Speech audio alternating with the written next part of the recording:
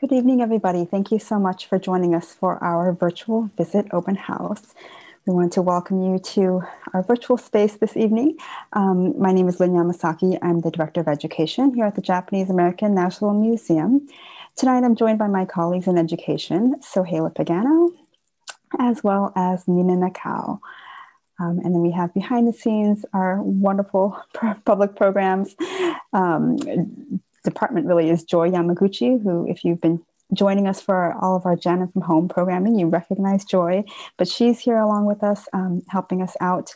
I also want to acknowledge all of our volunteers. I know there's a handful of you joining us this evening, and you've definitely been on this virtual visit journey along with us as we've learned a lot this past year. So thank you so much. And so to get us started, I just want to kind of give an outline of what we're going to be doing this evening. We're going to spend about 30 minutes giving a little bit of an introduction to our virtual visit program, an overview for those of you that are educators. We hope that it answers some of your questions about what a visit might entail with your students. And then we will also be and then after 30 minutes, that's the end of our program. But the three of us will stay on. If anybody has any individual questions or specific things that didn't get answered in the 30 minutes, you're welcome to ask those. We also have our chat box open for questions as well, and the Q&A function. So I think, can all agree that a lot has changed over the past year. But there are also some things that haven't. And one of those things is the JANM Mission, which you see right here. And it's really, this has been kind of what we do at the Japanese American National Museum, and it's a constant. And so we really wanted to, we continue to share the history of this one ethnic group and consider how it connects to the broader American story. And then also unchanged for us has been our student visit outcomes. So we're very much still committed to all of these learning outcomes where students recognize connections between the Japanese American experience and their own lives. So that personal link is very important. Recognizing connections between the Japanese American experience and present day issues and events. So, how is it that the present reflects the past? How does the past inform how we respond in the present? And that's still, all of these things, as we changed into a virtual landscape, these were still what we wanted to achieve as we were developing our programs. Demonstrating empathy is always really important here at the museum, and understanding each other as humans, understanding one another, and then engaging in the inquiry process is something that might have been one of the more challenging parts as our brains clicked over to virtual classrooms over the past year. So how do we maintain that engagement and that participation and the interaction?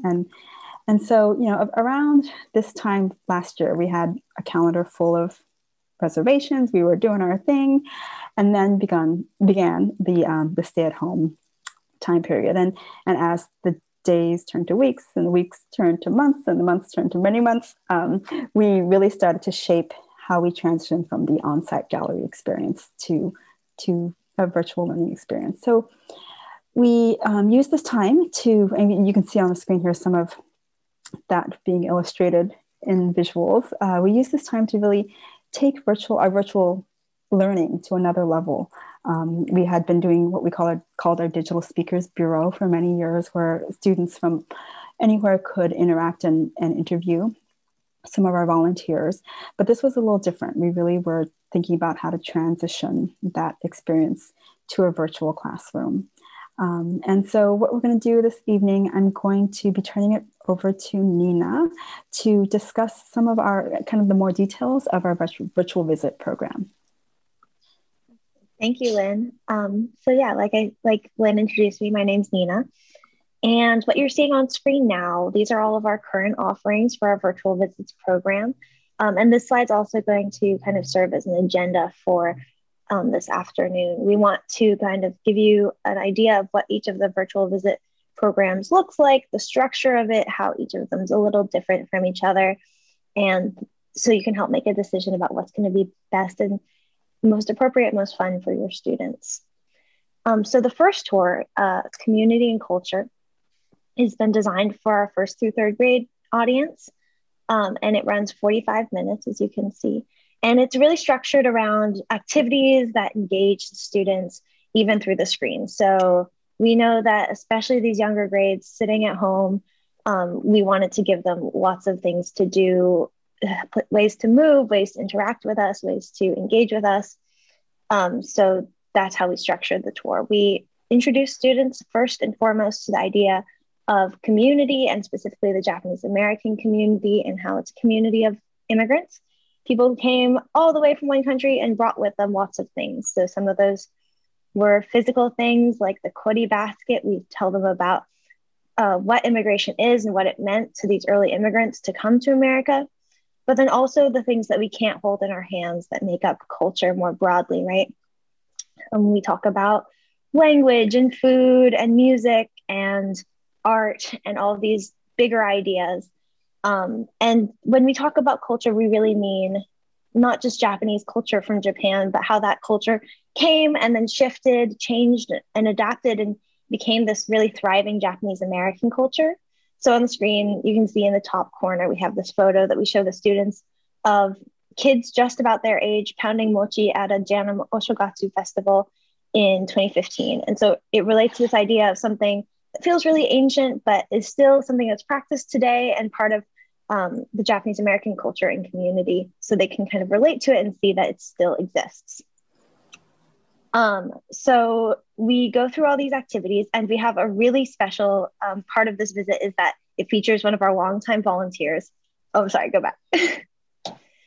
It's the only tour that features one of our volunteers in every visit, Hal Kami, who's you might recognize if you've been to JANM on site in the past. He's been teaching taiko to students in field trip groups for years and years.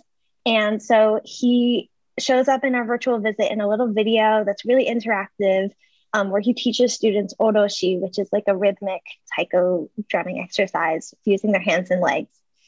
And then we end the visit by showing, we do a live tutorial of how to make an oni ogre. So in this slide, you can kind of see that Lynn and Soheo are holding up their ogres. And we use the ogre, we just fold a simple piece of printer paper and then we decorate it. And so we're able to teach the students this not too complex origami exercise through the screen. And then they get to use it as a prop in our last activity, which is always storytelling. So we like to end with this really engaging narrative and graphics for the students. And our department was able to adapt and illustrate a couple different Japanese folk tales. So we have the tale of Ison Boshi, which you can see on the screen, the 1-inch boy. And we also have the funny woman and her dumplings and the tale of Chin Chin Kobakama. And students use their oni ogre that they make in the origami part to help us tell the story. And so they become part of the activity with us. They become storytellers with us. And the whole visit overall just threads this idea that culture and community are these really exciting, vibrant things to learn about. And kids like have fun, they connect it to their own lives. And that's the point. We always want to emphasize that we want kids to learn about their own culture and how this relates to their family and their family's history, and then learn about other cultures, including Japanese American culture. So if you're interested in seeing more about this tour and what components make it up, the Tale of Ison Boshi is actually available on our YouTube page now, and it's in 3 languages. It's available in English, Japanese, and Spanish. So then our second tour type is called Let Curiosity Guide You. And this has been developed for about 4th through 6th grade. It might be appropriate for your kids depending on what you're teaching, where they're at. It's also 45 minutes, and it's adapted from our on-site tour that was called the Discovery Tour. So that tour was based around this central idea that students should really guide their own learning. And so it utilizes 3 big reactions. Like you can see the agenda. It says interesting, surprising, and troubling. And so this tour really steps it up in the content area. It teaches from early Japanese immigration to the 1980s and 1990s redress campaign. So the special thing about these tours is that for the first time, JANM is assigning pre-visit materials. So students are prepared when they enter the Zoom room and meet us for the first time. So before the visit, students watch a short orientation video that kind of lets them know what they'll be learning about. And then they do this creative activity where they draw emojis. We ask them to draw emojis that represent surprising, interesting, and troubling. So you can see our examples on the screen.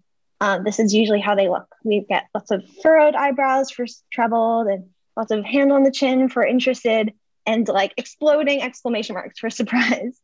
But this way, when kids get to the Zoom, they're already really primed to interact with us, not just by talking to us over the video, but also by showing us non-verbally their emojis. So the next slide is a screenshot from a recent visit that we had with a 6th grade group. And so you can see there's a lot going on. We base the tour around really powerful images from our collection. Like this is a campaign poster from the 1920s. And we show these kids the images and artifacts, and some things that are like shockingly racist, like this poster of Senator Phelan's campaign that was premised around the idea of keeping California white. And so it gives kids a lot to react to and a lot to think about. So that way they're able to react using their emojis, like you can see in the image. They can raise their hand and we call on them over the camera. They type it in the chat. So there's often multiple forms of communication happening at all times. And because of that, we always have 2 educators on each call. So we'll have one facilitator leading the kids and then another person doing tech and chat support, so that way we can really in-depth and thoughtfully answer questions and make sure that we cover a lot of ground. 45 minutes isn't that long.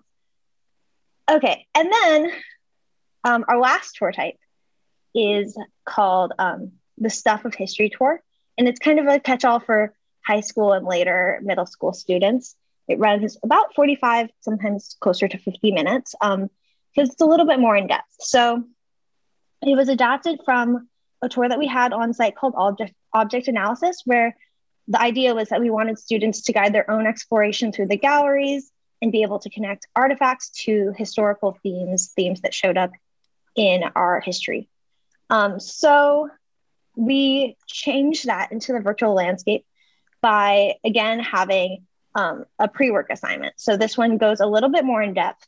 We ask students to watch an orientation video, and then we ask them to kind of discuss and think about language and terminology, as well as the themes that we then highlight during the tour, what those themes mean to them, how they can relate it to their own lives, because they're really big ideas, even though they might be kind of simple definitions.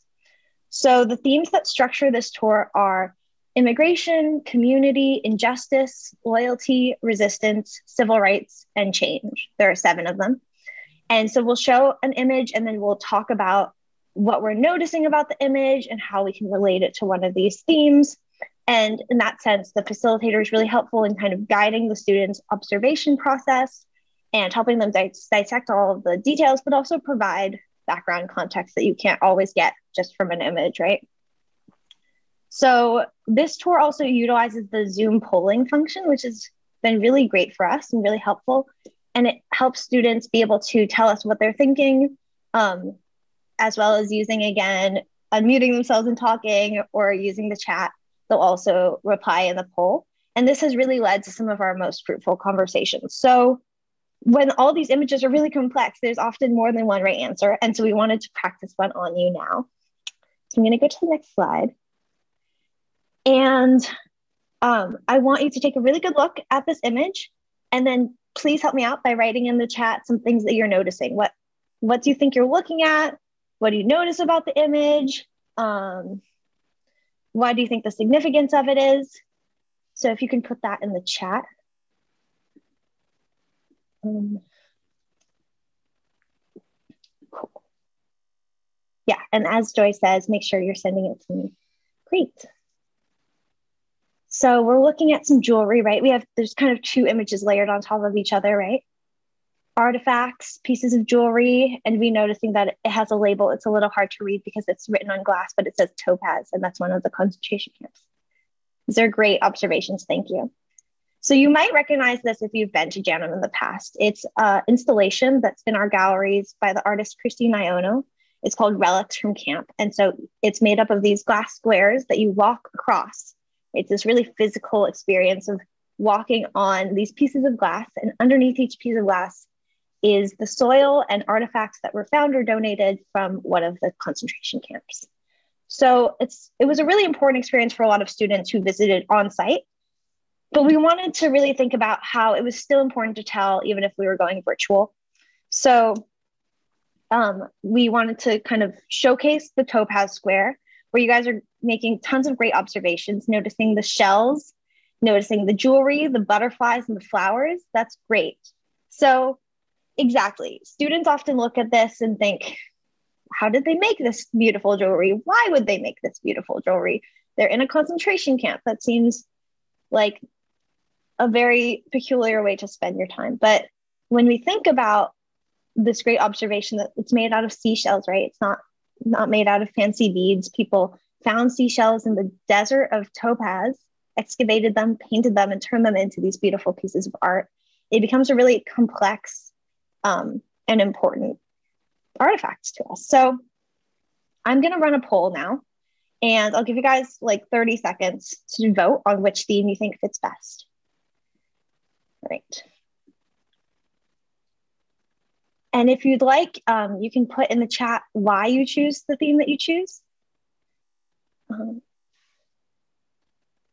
Cool. So like we're noticing all of the different, we're able through the screen to notice these details of the image, to have some background provided, but also to have you guys give me feedback about what you think you're noticing and why it might be interesting to you, why it might be an important one. We can't showcase every image in the time that we have on the screen, 45 to 50 minutes. So the ones that we picked are really important, and I think kids really understand that. So I'm going to end the poll and share the results. And you guys can see that there's a difference in opinion, right? We have different options for what might this represent, why there's multiple answers to the question of what theme fits this image, right? And thank you so much for writing in the chat how the idea of making something beautiful in a time of injustice, coming together to create a piece of art, these are all really great observations. So that gives you guys kind of an overview of how we engage students as the education staff. But now I'm going to turn it over to Sohaila.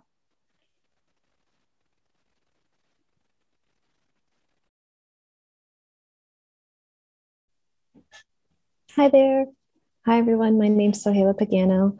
I am the education specialist at the Japanese American National Museum. And so building off of Nina was describing the 3 different virtual visit tour types we have available for our K through 12 students.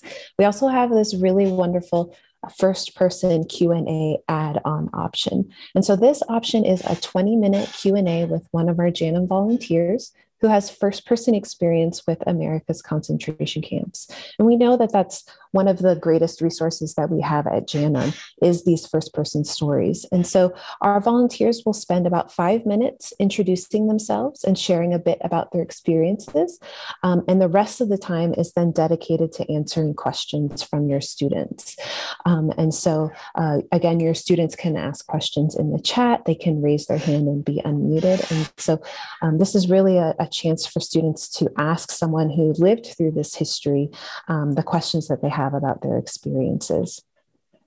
Education staff, we've worked with these JANM volunteers to get them comfortable with video conferencing technology and to share their story in this new format. So our volunteers are so wonderful. They're used to sharing their story with visitors on site. And so we just had to work with them a little bit to get them used to sharing their story through the screen, it takes a little bit getting used to, but they've all done really, really wonderful. And so this is a really great opportunity, like I said, to bring history to life for your students and to help them really understand that these events in history affected real people and that these people are still, some of these people are still with us today. So this wasn't so long ago that it's ancient history.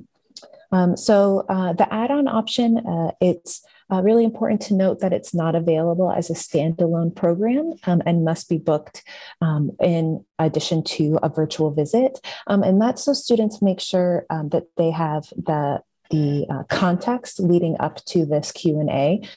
So that 45 to 50 minute staff facilitated experience would then be followed by this 20 minutes Q&A section.